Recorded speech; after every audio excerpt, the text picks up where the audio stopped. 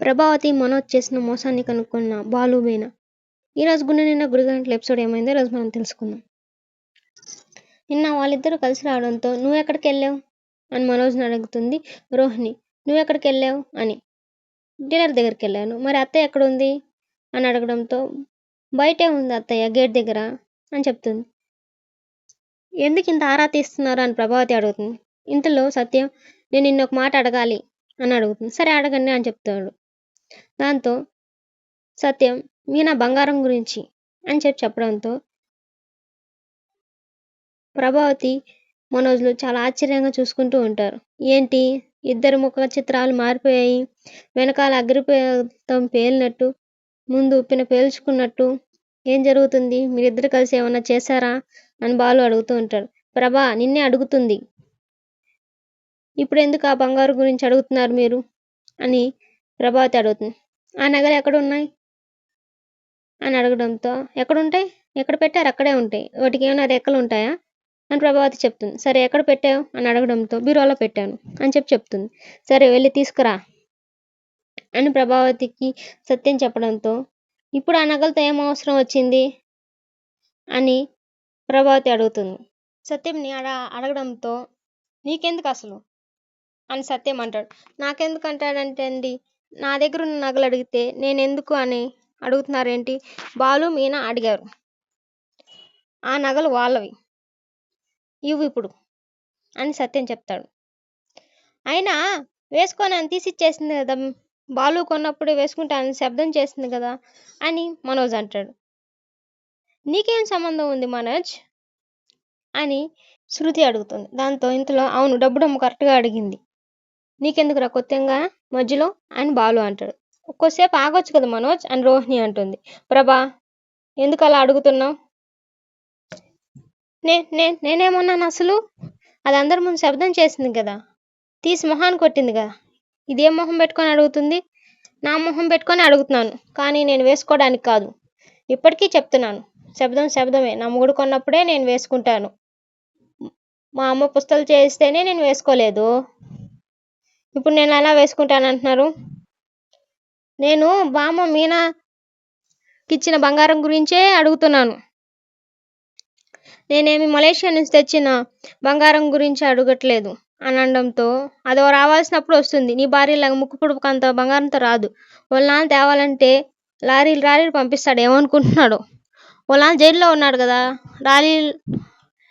రాయిలు కొడుతూ ఉంటాడు, వాటిని లారీలో పంపిస్తాడా అని అడగడంతో ఇంతలో మీనా నగల గురించి మాట్లాడండి, మనకు తెలియని వాళ్ళ గురించి మనకెందుకు, ఇంతలో రోహిణి అందరి ముందు బంగారం తీసిచ్చావు కదా మీనా, బాలు కొనేదాకా వేసుకొని అన్నావు కదా, ఇప్పుడు ఎందుకు అడుగుతున్నావు అని రోహిణి అడుగుతూ ఉంటుంది. ఇంతలో ప్రభావతి కూడా బంగారం తీసి కూడా పసుపు తాడు తీసి వేసుకున్నావు కదా పౌరుషంగా, అది అమ్మే పూలలాగా ఒక్కరోజులాగా పౌరుషం పోయిందా అని ప్రభావతి అడుగుతుంది. ఇంతలో శృతి మీనా క్లియర్గా చెప్పింది కదా ఆంటీ, బంగారం వేసుకోవడానికి కాదు అని చెప్పింది, మళ్ళీ అందరు ఎందుకు అదే మాట్లాడుతున్నారు అసలు మీరు అని చెప్తుంది. దాంతో బాలు డబ్బుడం మళ్ళీ కరెక్ట్గా చెప్పింది అని బాలు అంటాడు. ఇంతలో సత్యం మా అమ్మ పుట్టినరోజు వేసుకుంటారేమో నీకెందుకు అనడంతో ప్రభావతి ఆ రోజు ఒక్కరోజు వేసుకొని టింగ్ అని తిరుగుతుందా అనడంతో నోరుమోయ్ వెళ్ళి తీసుకురాపో ముందు నేను చెప్పింది, ఎందుకు అంత ఎటకారం నీకు అని చెప్తాడు. ఇంతలో బాలు వాడేంటి తేలుకుట్టిన దొంగలా చూస్తూ ఉన్నారు, ఇద్దరు కలిసి ఏదైనా చేశారా ఏంటి, ఆ బంగారాన్ని లక్షలు మింగినట్టు నా భార్య బంగారాన్ని మింగేశారా అని అడుగుతాడు బాలు. నన్నెందుకు అడుగుతా అంటే నువ్వే కదరా లక్షలు మింగింది, ఇప్పుడు ఈ మింగడం ఏమన్నా తక్కువ, అమ్మ వీడు నన్ను అనుమానిస్తున్నాడు, నువ్వు వెళ్ళి బంగారం తీసుకురాపో ముందు అని చెప్పడంతో నువ్వు బంగారం కదా కావాలి, ఇప్పుడే వెళ్ళి తీసుకొస్తాను ఉండు అని చెప్పి బంగారాన్ని తీసుకొస్తుంది. తీసుకో మీనా ఇదిగో అని చెప్పి ఇచ్చేస్తుంది. దాన్ని దీనంగా చూస్తూ ఉండిపోతుంది మీనా. కొత్త వాటిలో బాగా మెరుస్తూ ఉన్నాయండి అందుకని చూస్తున్నాను అని బాలుకు చెప్పడంతో బాలు కూడా పట్టుకొని చూస్తాడు. అది ఒంటి మీద నుంచి నిలవని తీసిచ్చింది కదా, అందుకే టూత్పేస్ట్ తోమి అట్లా పెట్టానులే అందుకని అలా ఉన్నాయి అని చెప్పి ప్రభావతి చెప్తుంది. దాంతో సరే మీనా రా వెళ్దాం అని చెప్పి అడుగుతారు. ఎక్కడికి వెళ్తున్నారు అమ్మేసేయడానికి వెళ్తా, అమ్మేనైనా అమ్మేస్తారు, కరిగించుకొని గుట్టుకునైనా మింగేస్తారు, నీకెందుకు, మీరు వెళ్ళండి అని చెప్పి సత్యం చెప్తాడు. దాంతో వాళ్ళు మీనా గోల్డ్ షాప్కి వెళ్తున్నారు. గోల్డ్ షాప్కి వచ్చి మాకు చైన్ కావాలి, 2 పేటల చైన్ అని అడుగుతారు. మీ ఓనర్ గారు లేరా, మీకు దగ్గర ఇంకొక షాప్ ఉంది కదా, అక్కడే మేము ఎక్కువ బంగారం కొంటూ ఉంటాము, ఓనర్ గారు లేరా అంటే ఆయన బయటకు వెళ్ళారు, నేను ఆయన బామర్దిని అని చెప్పడంతో ఇంతలో బాలు మీకు ఆయన గొడవలు లేవా అని అడుగుతాడు. మీకు ఏం చెప్తున్నారు నాకు అర్థం అవుతుందిలే, ముందు బంగారం చూద్దాం రండి అని కూర్చోగానే ఎన్ని సవర్లో చూస్తారు, అసలు ఏ టైప్ కావాలి అని అడగడంతో మాకు 2 పేటల చైన్ కావాలి అని చెప్తారు. సరే ఎంతలో కావాలి అని అడగడంతో 2-3 కేజీలు చూపించండి అని చెప్పి బాలు చెప్తాడు. మనం బియ్యం కొనడానికి రాలేదండి, బంగారం కొనడానికి వచ్చామని చెప్పడం. సరే నువ్వు చెప్పడంతో మంచి చూడండి అని చెప్తారు. అప్పుడు ఆయన చైన్లు చూపిస్తుంటే ఒకటి ఫైనల్ చేసి ఇది చాలా బాగుంది అని చెప్తారు. సరే ఇది ఎంత అనడంతో 2 లక్షలు పడుతుంది అని చెప్తాడు. దాంతో సరే మన దగ్గర ఉండే చైను కమ్మలు పెడితే చాలు, మిగతాటి వద్దు అని చెప్తారు మీనా.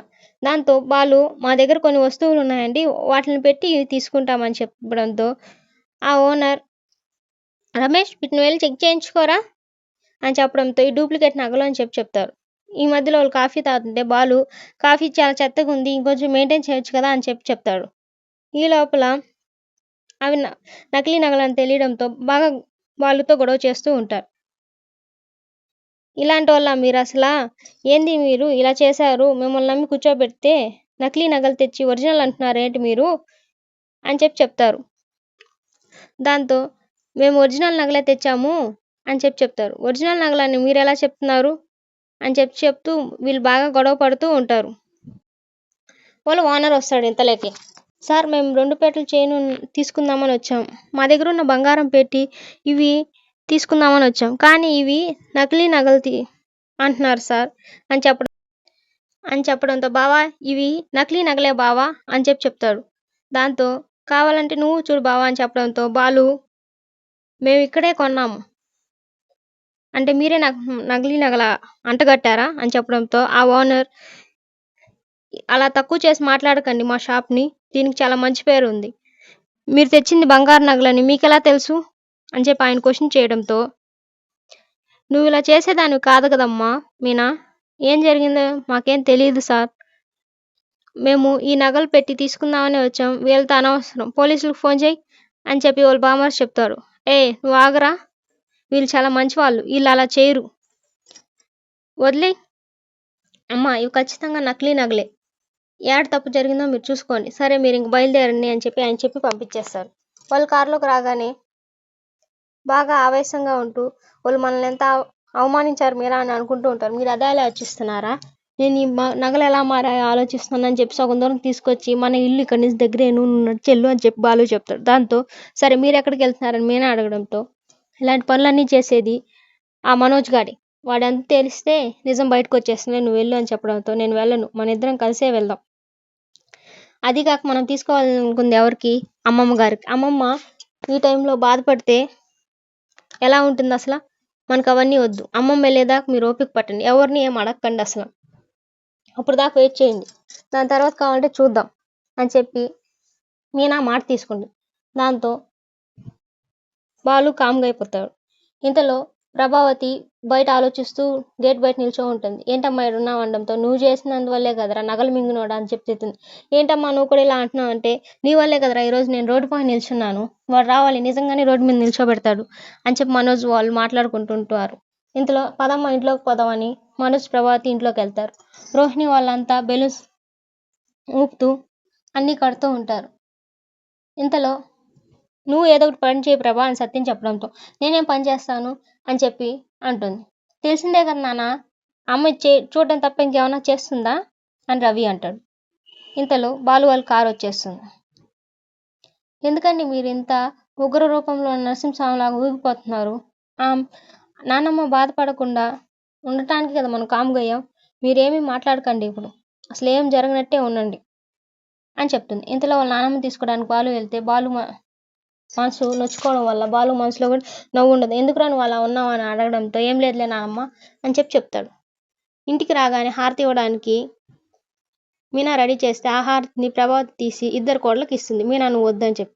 దీన్ని కనుక్కొని వాళ్ళ నాన్నమ్మకి చెప్పేస్తాడు Balu. Please subscribe my channel.